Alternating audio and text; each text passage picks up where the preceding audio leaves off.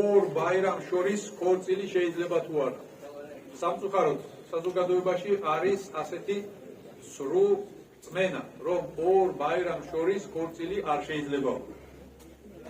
არა, ორ ბაირამ შორის ქორწილს გააკეთებ თუ არ გააკეთებ, ამის შესახებ ამ თემაში საერთოდ არ ერევა შერიათი და არც გააკეთებ მეუბნება, არც არ გააკეთებ მეუბნება.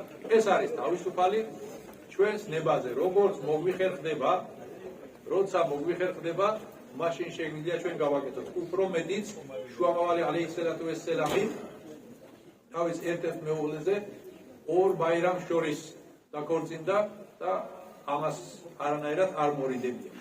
ხანდახან ეს სრული წმენები ჩვენში იმდენად არის, ისე არის გამჯდარი, რომ რასაც რომ ყურანი გვიბრძანებს, გვასწავლის,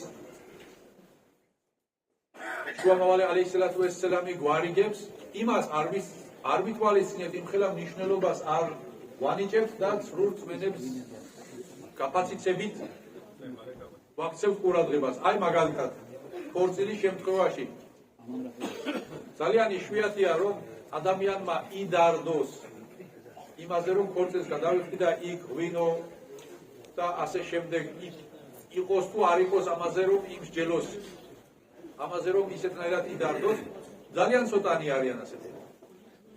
არადა ყურანშიც, ჰადისშიც, ყველგან, ყველა ხოჯა, ყველა სწავლული მაგას ამბობს, რომ ღვინო არამია, მოვერიდოს და ასე შემდეგ.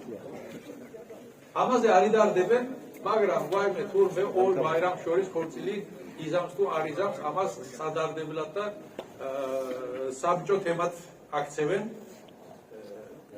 სინამდვილეში ჩვენ უნდა მოვერიდოთ სწორედ იმას, რაც ჰარამია, რაც ყურანით აკრძალულია და ოჯახს ჰარამით არ ჩაუყაროთ საძირკველი.